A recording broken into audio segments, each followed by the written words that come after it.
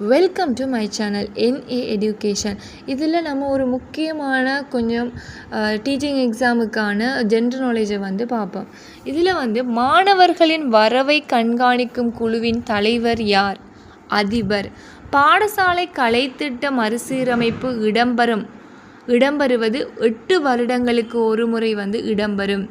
அடுத்தது, பட்டதாரி ஆசிரியர்கள் தங்களது வாண்மைத்துவ விருத்திக்காக விருத்தி செய்ய வேண்டிய கற்கை நெறி யாது?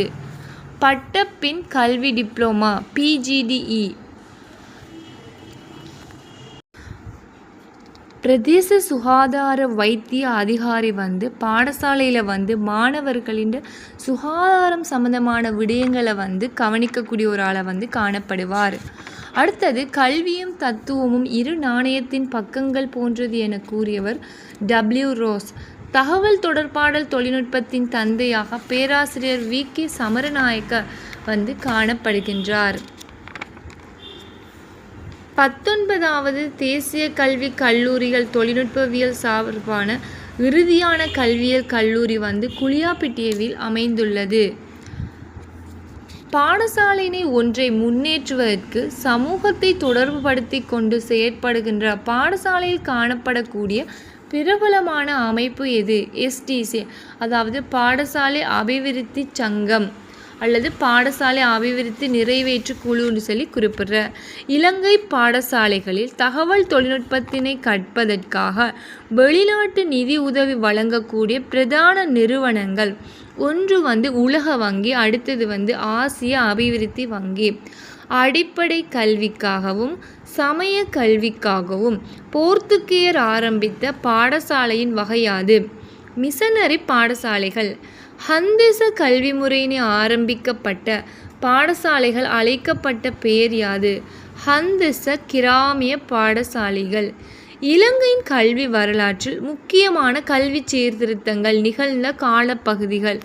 1943 தொடக்கம் 47ஆம் ஆண்டு காலப்பகுதி, 1972 தொடக்கம் 1976 வரையிலான காலப்பகுதி, 1981 தொடக்கம் 1984 வரையான காலப்பகுதி, 1977 தொடக்கம் 1998 வரையிலான காலப்பகுதி. இலங்கையின் அரசியல் யாப்பு 13ஆம் திருத்தத்தின் படி முன் பாடசாலை கல்விக்கு பொறுப்பாக விளங்குவது. அதாவது இலங்கையின் அரசியல் யாப்பு 13ஆம் திருத்தத்தின் படி முன் பாடசாலை கல்விக்கு பொறுப்பாக விளங்குவது அரசு சார்பற்ற நிறுவனங்கள் ஆகும். உலக ஆசிரியர் தினத்திற்கு சிபாரிசு செய்த இலங்கையராக மெண்டிஸ் காணப்படுகின்றார். பாடசாலையின் அபிவிருத்தி சபையின் தலைவராக நியமிக்கப்படும் அலுவலகர் அதிபர் ஆவார். கல்வி அமைச்சின் செயலாளர் வகிக்கின்ற கல்வித்துறையின் மற்றைய பதவி கல்வி பணிப்பாளர் நாயகம். இலங்கை சுதந்திரம் அடைந்த பின்னர் இலங்கையின் கல்வியின் மீது மிகவும் பலவீனமான குணாம்சமாக காணப்படுவது தேசிய ஒருங்கிணைப்புக்கு கல்வியானது பயன்படுத்தப்படவில்லை என்பதாகும். இன்று காணப்படுகின்ற புத்தாக்க அறிவு சமூகத்தில் தனி நபரினது வகைவாகம் யாது? புதுமைகளை புனைவதற்கு ஆயத்தமாக இருத்தல். பல்கலைக்கழகங்கள் மானியங்கள் ஆணைக்குழுவின் கீழ் வராத அரச பல்கலைக்கழகங்களும் அவை உள்ளடங்குகின்ற அமைச்சுக்களையும் பார்த்தீங்கன்னு சொன்னால் பாதுகாப்பு அமைச்சு, இதன் கீழே சர் ஜோன் கொத்தல்லாவ பாதுகாப்பு பல்கலைக்கழகம் காணப்படுகின்றது. உயர்கல்வி அமைச்சின் கீழ் இலங்கை பௌத்த பாலி பல்கலைக்கழகம் புத்த சிராவாக்க பிக்கு பல்கலைக்கழகமாக காணப்படுகின்றது. திறன் விருத்தி மற்றும் வாழ்க்கை தொழில் பயிற்சி அமைச்சின் கீழ் வாழ்க்கை தொழிலாளர் சார் தொழில்நுட்பவியல் பல்கலைக்கழகம் வாழ்க்கை தொழில் பயிற்சி அமைச்சின் கீழ் காணப்படுகின்றது. கல்வி அமைச்சின் கீழ் தேசிய கல்வி நிர்வாகம் காணப்படுகின்றது. பல்கலைக்கழக மானியங்கள் ஆணைக்குழு பார்த்தீங்கன்னு சொன்னால் 1978ஆம் ஆண்டு 16ஆம் இலக்க பல்கலைக்கழக சட்டத்தின் கீழ் நிறுவப்பட்டது.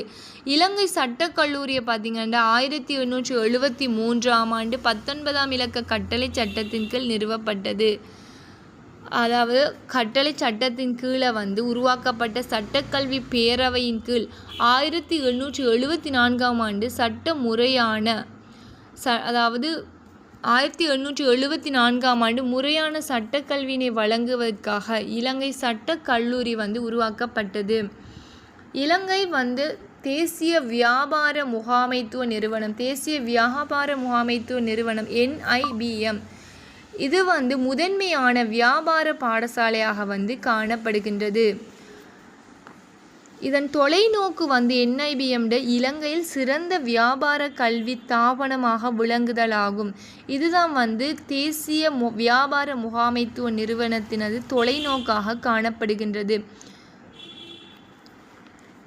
தேசிய வியாபார முகாமைத்துவ பாடசாலை NSBM தேசிய வியாபார முகாமைத்துவ பாடசாலை National School of Business Management Green University இது வந்து 2011ஆம் ஆண்டு நிறுவப்பட்டது. அக்டோபர் மாதம் 7ஆம் திகதி 2007ஆம் ஆண்டு நிறுவனங்கள் சட்ட எண் 7 கீழ் NSBM ஒரு விசேட வர்த்தமானி அறிவித்தலின் கீழ் பட்டம் வழங்குகின்ற ஒரு அமைப்பாக வந்து மாறியது.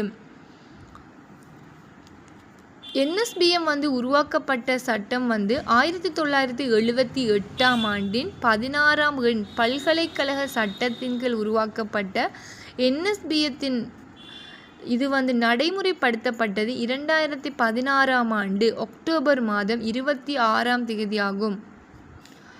இதன் பார்வை அதாவது இலங்கையில் வந்து சிறந்த செயல்திறன் கொண்ட பட்டதாரி பள்ளியாக இருத்தல் மற்றும் சர்வதேச அளவில் அங்கீகரித்தல் வந்து இதன் தொலைநோக்காக காணப்படுகின்றது. இலங்கையில் சிறந்த செயல்திறன் கொண்ட பட்டதாரி பாடசாலையாக இருத்தல் மற்றும் சர்வதேச அளவில் அங்கீகரிக்கப்படுதல். அடுத்தது வந்து பார்த்திங்கன்னா தேசிய விஞ்ஞான தொழில்நுட்ப ஆணைக்குழு 1994ஆம் ஆண்டின் 11ஆம் இலக்க விஞ்ஞான மற்றும் தொழில்நுட்ப அபிவிருத்தி சட்டத்தின் மூலம் தேசிய விஞ்ஞான மற்றும் தொழில்நுட்ப ஆணைக்குழுவானது நிறுவப்பட்டது. NASTEC தேசிய விஞ்ஞான தொழில்நுட்ப ஆணைக்குழு. அடுத்தது வந்து இலங்கை புத்தாக்குனர் ஆணைக்குழு SLIC இது வந்து இதன் நோக்காக வந்து புத்தாக்கங்கள் மற்றும் புது உற்பத்திகள் ஊடாக நட்பாக்கியங்களை தோற்றுவித்தலாகும். இது வந்து 1979ஆம் ஆண்டின் 53ஆம் இலக்க இலங்கை புத்தாக்குனர்களை ஊக்குவிப்பும் செய்கின்ற சட்டத்தின் கீழ் அமைக்கப்பட்ட ஒரு அமைப்பாகும். தேசிய ஆராய்ச்சி மன்றம் NRC இது வந்து 1999ஆம் ஆண்டில் நிறுவப்பட்டு இலங்கை பாராளுமன்றத்தினால் 2016ஆம் ஆண்டு 11ஆம் இலக்க சட்டத்தின் நியதி சட்டத்தின் மூலம் நிறுவப்பட்டது. இதன் தொலைநோக்காக விஞ்ஞானம் மற்றும் அறிவினை அடிப்படையாக கொண்டு அபிவிருத்தி அடைந்த ஒரு நாட்டினது தகுதி நிலையினை சாதிப்பதற்கு இலங்கையினை இயலச் செய்தல் என்பதாகும்.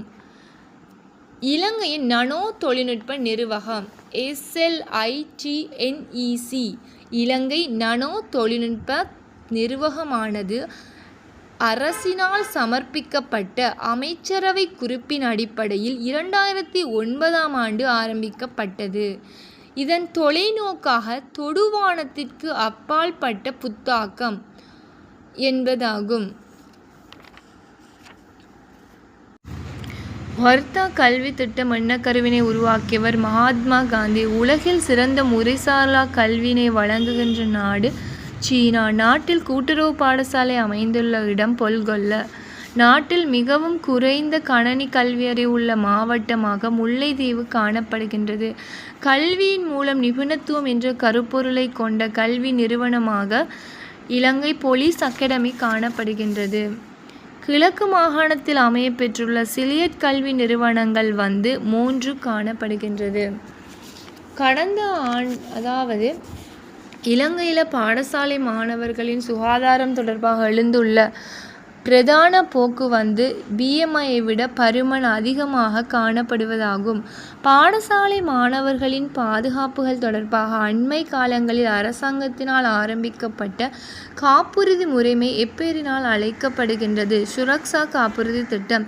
இலங்கையில் கல்வி நவீனமாக்கலை அறிமுகம் செய்யும் பொறுப்பினை பெற்றுள்ள நிறுவகம் எப்பெயரினால் அழைக்கப்படுகின்றது? World bank.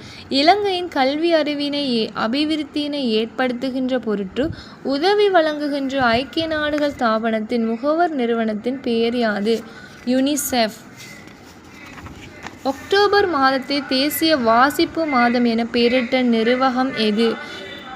தேசிய நூலக ஆவணப்படுத்தல் சேவைகள் சபை 1ஆம் வகுப்பு மாணவர்களை சேர்த்து கொள்ளும் அடிப்படையில் கூடுதலான சதவீதத்தை உடையது அதாவது பிரதேசத்தின் வதிவிடம் மற்றும் பெற்றோர்கள் இருக்கும் பழைய மாணவர்களின் அடிப்படையிலாகும். இலங்கையில் அனைவருக்கும் இருமொழி கல்வி என ஏற்றுக்கொண்டு நடைமுறைப்படுத்தப்படுவது சிங்களம் அல்லது தமிழுடனான ஆங்கிலம் கற்பிக்கப்படுதலாகும். தற்கால இலங்கையில் நிகழ்ந்துள்ள மாற்றங்களுக்கு ஏற்ப கட்டாய கல்வி வயது எல்லை 5 தொடக்கம் 16. அரசாங்க பாடசாலைகளில் கனிஷ்ட இடைநிலை கட்டத்திற்கு உட்படுத்தப்பட்டுள்ள வகுப்புகள் யாவை? 6, 7, 8 கிரேட் 6, 7, 8 ஆகும்.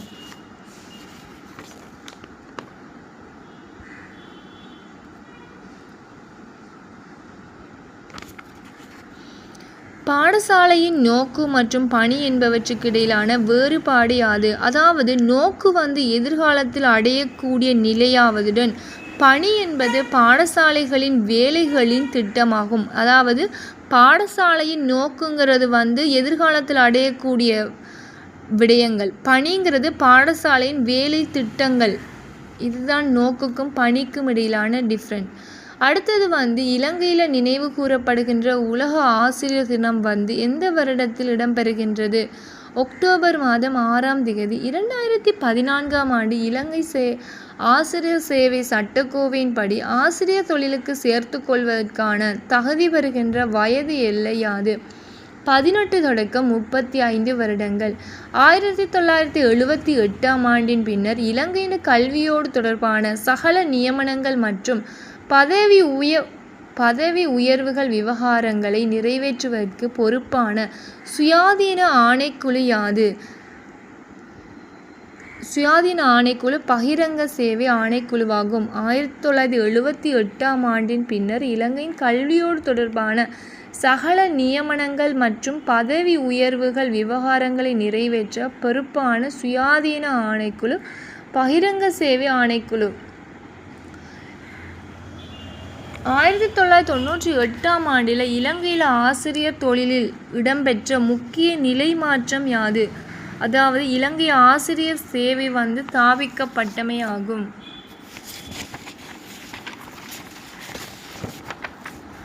அடுத்தது பார்த்தீங்கன்னு சொன்னால் இலங்கை அரசாங்க பாடசாலைகளில் உத்தியோகபூர்வமாக சேவை புரியும் அதிபர்கள் எந்த சேவைக்கு உரியவர்கள்?